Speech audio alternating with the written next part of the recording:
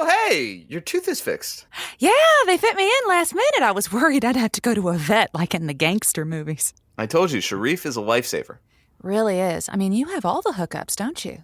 Oh, no, I know Sharif from Pickleball League. I haven't hooked up with him. What?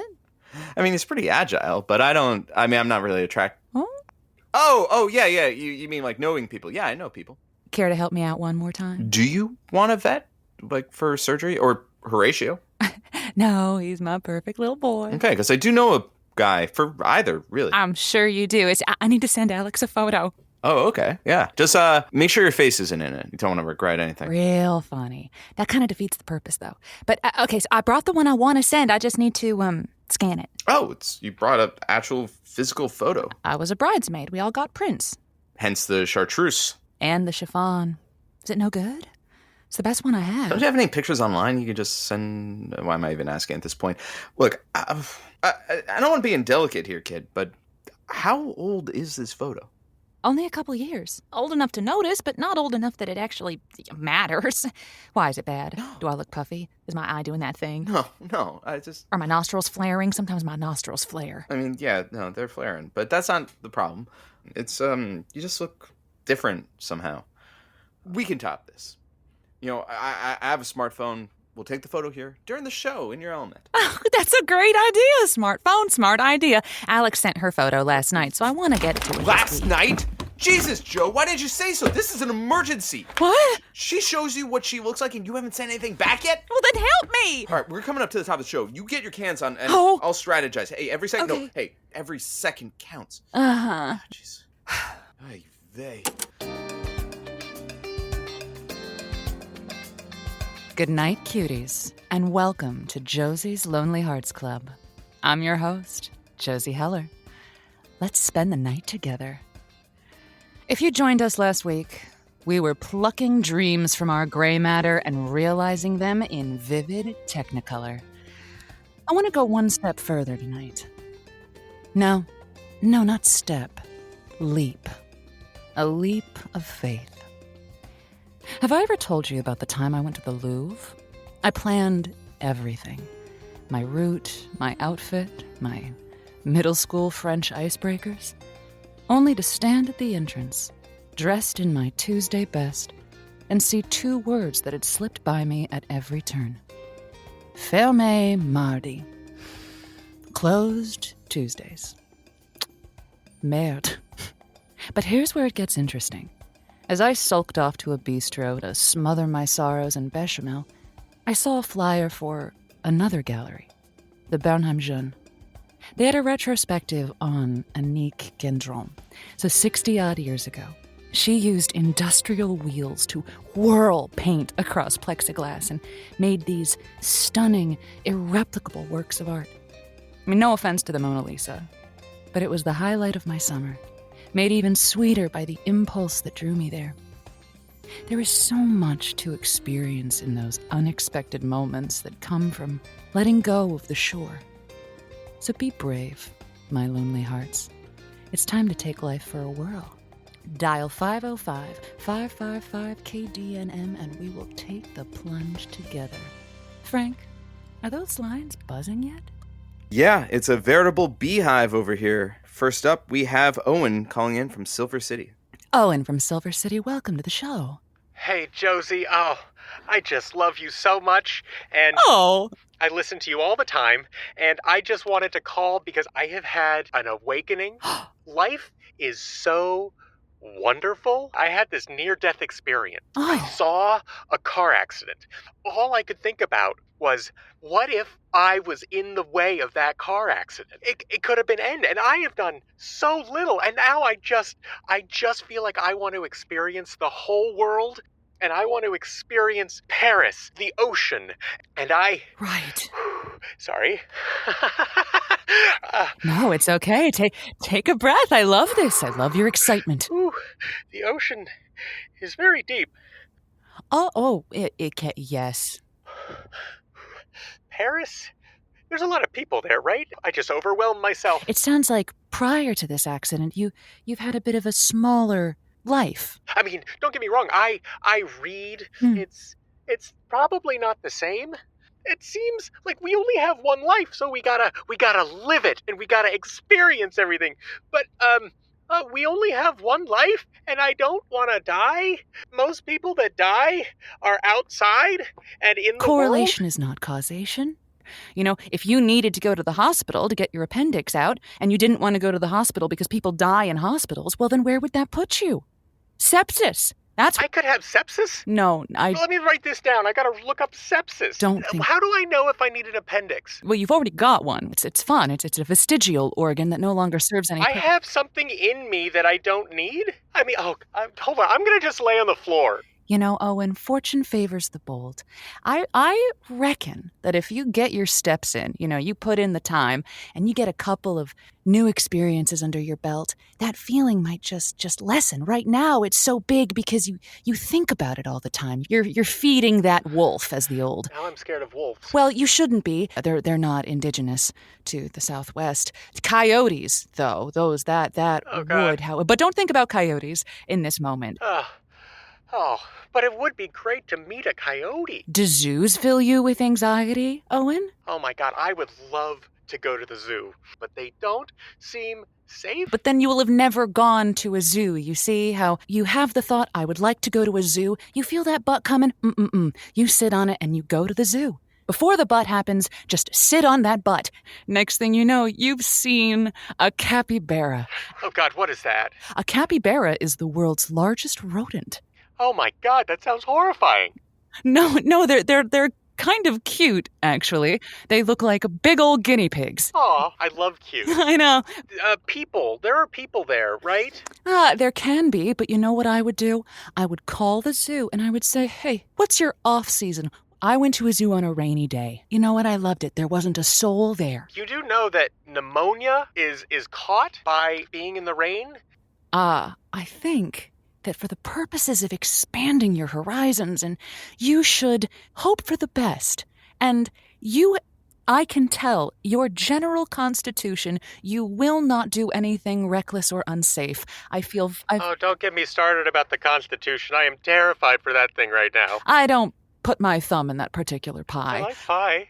There you go. Nothing dangerous about pie. Why don't you go and get yourself a slice of pie, Owen? I am gonna get up, I'm gonna get myself a piece of pie, and I am gonna see how far I get in that process before I break down, and then I'm gonna just sit on my butt and I'm gonna try it again, and what could happen? Oh, that's just got me so excited. Oh, and you have an amazing night, and I hope that is the best tasting pie, because it's the first pie of the rest of your life. Thank you. Well, love that excitement. I love somebody's got a new lease on life. Look at that brand spanking new butt. Frank, who have we got on the line? Well, coming up next, we have Dragos from Rio Rancho. Hello? Dragos, welcome to the show. Hi, yes. I'm calling from a payphone. I'm trying not to wake my fiance. So, real quick, I need your opinion. We're on our way to Vegas, and, I'm having reservations about our wedding tomorrow. Oh, you've got cold feet. Yes. Well, what seems to be the problem? I asked her to marry me. I was kind of on a whim, but she said yes. Oh, that's wonderful. I literally just met her in the diner. You just met her just now? No, like 2 days ago. Oh, 2 days ago. I mean, she's great, but it's 2 days, and I just kind of was like, we should get married, and she's like, yes. I do like her, but the simple fact that I made a joke that she took seriously, should that not be a red flag in and of itself? Devil's advocate here. Somebody could also say to Becky, this guy asked you to marry him after 2 days. Isn't that a red flag? So, how'd the joke come up? Well, it came up that my visa was expired. Mm-hmm. And I just made the joke that, well, you know, this could go on longer if you married me. On one hand, you have a whirlwind romance, and on the other hand, you have potentially going home. So what makes that so untenable? She's got a little bit of a foot fetish, and I'm terribly ticklish.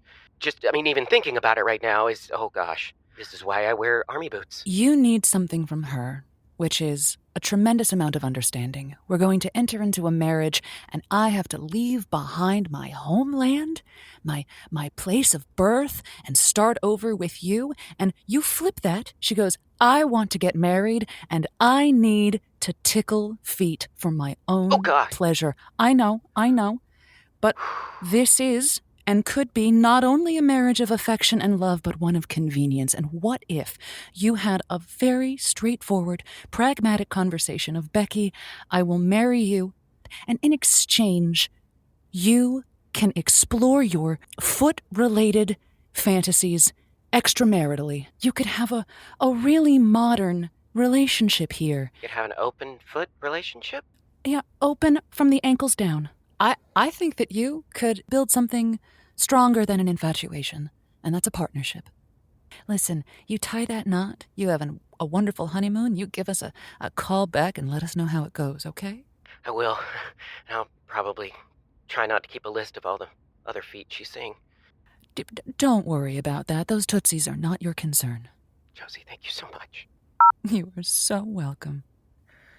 All right, Josie, I'm afraid we have to cut to the people who have footed the bill for this episode. What we're going to do is I'm going to step away from the mic for a second or two, and we're going to play a couple of words from our sponsors. Be right back, cuties.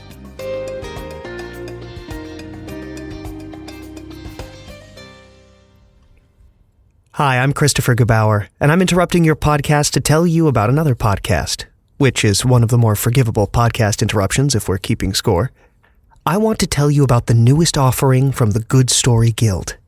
Divorce Ranch is a 6-part limited series created by Rachel Music, set in Reno, Nevada in 1949. I play Detective Francis O'Connell in this immersive, full-cast production that blends Western and noir for a fresh take on a classic audio fiction genre. But here, take a listen to the trailer. We welcome you once again to this week's episode of Divorce Ranch. Dearest Ma, did you know there was a place you can simply wait by a pool and be handed a divorce? A ranch resort where patrons stay exactly 42 days and residents are able to file for divorce. Amen. That's $25 for the rings, $8 for the marriage certificate, no refunds. This is Detective O'Connell from the Chicago Police. Choir boy O'Connell. He's looking for Mitzi. God knows the kind of carousing that woman did each night. We'll find her. This case has taken a strange, dark turn. What are you doing? I'm investigating a missing person. You seem to be very thorough with your hands. And I fear the women of the Sidewinder may know more than they're saying. Every day I have to choose between the lies I can tolerate and the lies that I can't. You really had to stop putting your nose where it shouldn't be. I'm a missing persons detective, not Philip Marlowe. Jeepers, are you okay? Stop lying to me! Are you still with us? You want to kill me? That's no way to treat a lady. Put that down, goddammit! Damn it. I'm sorry for being uncivil about it. Divorce Ranch by the Good Story Guild, wherever you get your podcasts. Come out, wherever you are. I hope you check it out.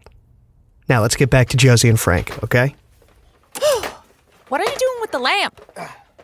The lighting in here sucks. Okay. If only I had some tungsten. Tungsten? But this overhead light isn't going to do it. We'll make do. Here, lift your chin. Mm-hmm. Suck on your tongue. No, mouth closed. Do you know how to smize? A smize? This isn't working. Here, just pretend I'm not here. Oh, if only. All right, come on. Is she cute?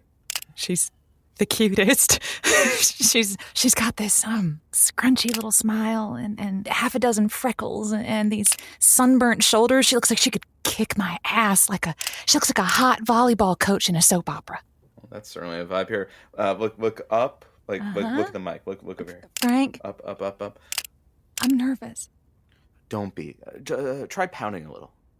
No, sexy pouting. Jesus, Joe. It's just been a while since I got my hopes up about anything. What if she thinks that I'm, or what if she doesn't think that I'm... Hey, Joanne. Hey, Joanne. Impossible. It's no good. No, they're fine. It just doesn't have that same... Oh. Hey, look, we're back in 10. Come on, game face. Hey, maybe she'll call in. You think? There it is. That's the one. Oh. All right, but we're back.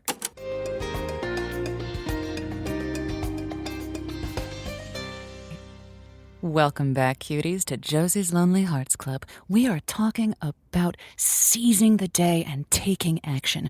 Who else out there wants to tackle something? Frank, have we got any callers waiting?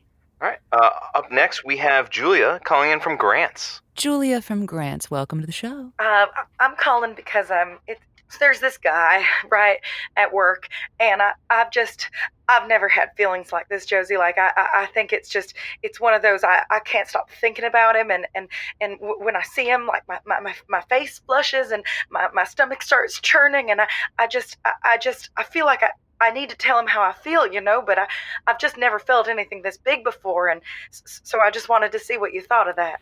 Well, I'm just so nervous. I mean, do I tell him how I feel? And what if he doesn't feel the same way? I mean, we do have to work together, but what if he does feel the same way? That's almost scarier, But Josie, I guess my real question here is, have you ever just felt something so strong like that? Something where you feel like if they didn't know, you'd explode? Yeah, I do.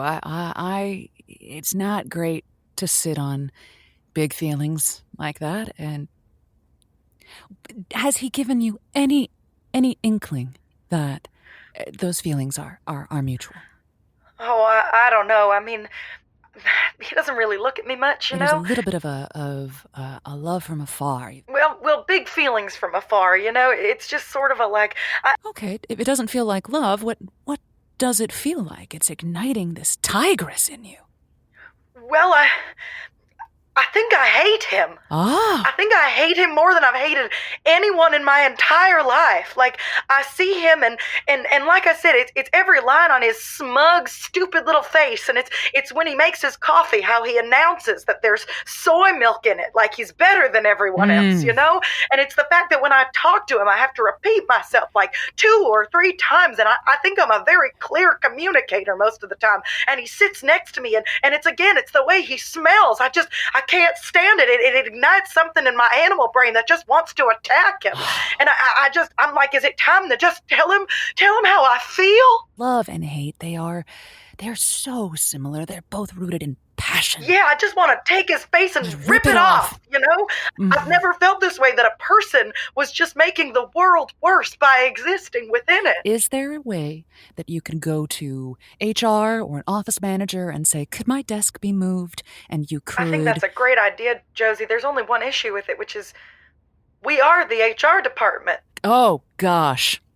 Yeah, I would be reporting a complaint to myself or to him, which feels... Are there things you can do within the boundaries of what is HR appropriate? I don't know, maybe that soy milk disappears. Maybe leave a strongly worded admonition on his desk and just let him know, without a moment's rest, I see you and I hate it. I do love a strongly worded admonition. For yourself, get out there and hit something. Go to a rage room. Take up kickboxing. You've got to get this anger out of your body, all right? Or else it's going to sit there and I don't coagulate. That's amazing. I will look into that. Thank you so much, Josie. You always know what to say. Oh, Julia, thank you so much. And thanks for calling in. I wish you all the best. We can't look back in anger. We can only look forward with joy. Who do we have coming up next? If you want to look forward with joy, we have a return caller yet again. Who is it? It is Alex calling in from Albuquerque. Do you remember Alex? Alex from Albuquerque, welcome. Welcome back to the show. Hey, cutie. Just hoping you know you're appreciated. It does my heart good to hear you say that. Anything I can help you with tonight? More so I wanted to share.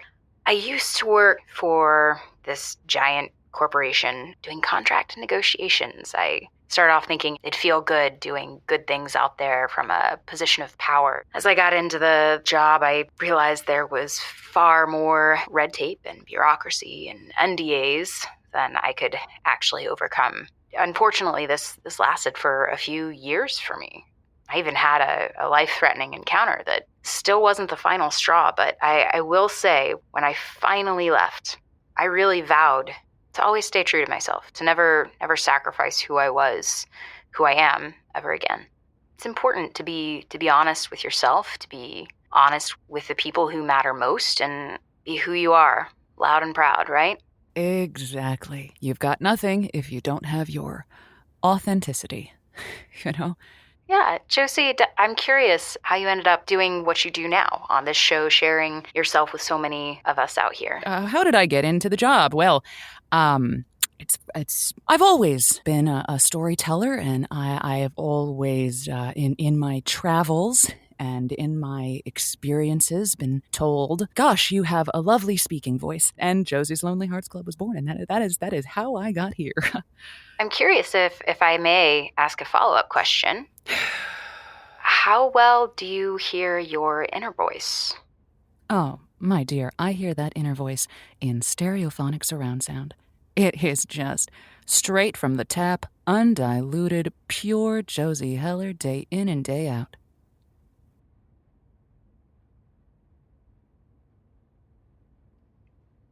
That's really impressive. I feel like that's something that a lot of people struggle with, the quiet moments and truly hearing themselves. It's actually something I've been thinking about a lot lately. I was running from something, and I'm coming to a point in my life where I'd rather run towards something.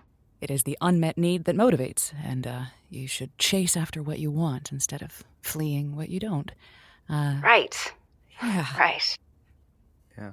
Sorry, Josie. We're gonna have to take a leap to the next show because our hour's coming up. Well, gosh, isn't that a shame? Alex, don't go anywhere. Just let me close out the show. You can count on me. Alrighty.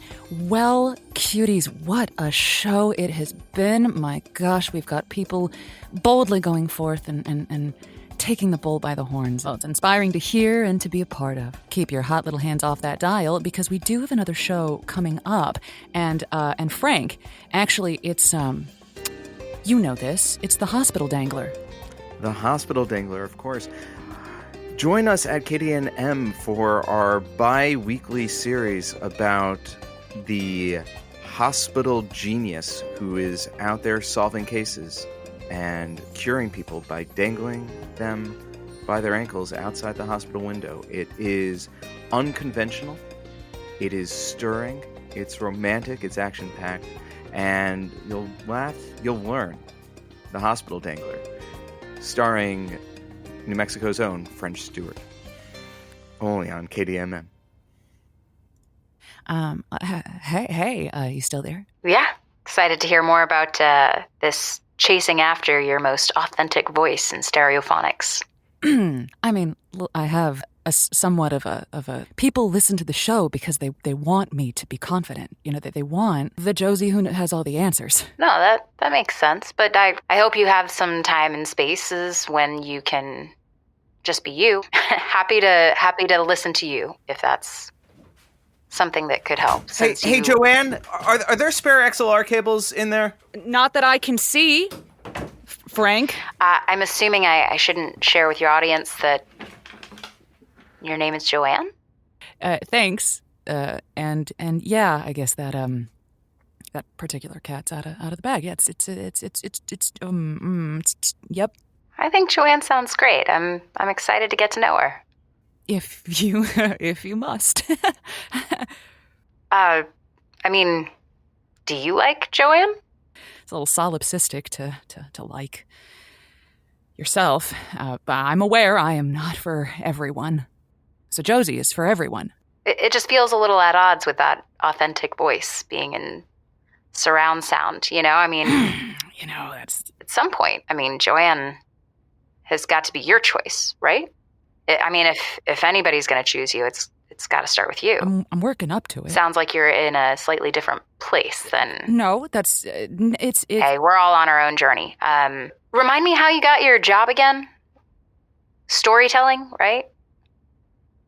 How heavily do you lean into fiction versus fact? I think that there is a difference between what is factual and what is true. Always true. Wow, I feel like I'm under NDA again, like there's some spinning going on here. I'm not trying to spin anything. It's just sometimes we learn more from a story because that's how you just said, I want to do good from a place of power. I'm trying to do good from a place of power in the little snow globe that I have. Is it you? Have you ever actually been yourself? Have you done the good? Alex, I don't understand how I keep striking out. I am doing my goddamn best here. I don't know. I mean, character's only so good without integrity. Look, I guess bottom line is, am I still an audience member here, or have you ever been honest with me? I am honest with you.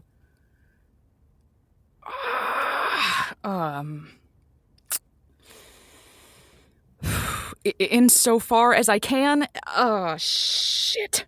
Wow. Okay. Sounds like you've. If that needs a lot of thinking through, then let me know when you get to know Joanne a little better, and I'd love to meet her too.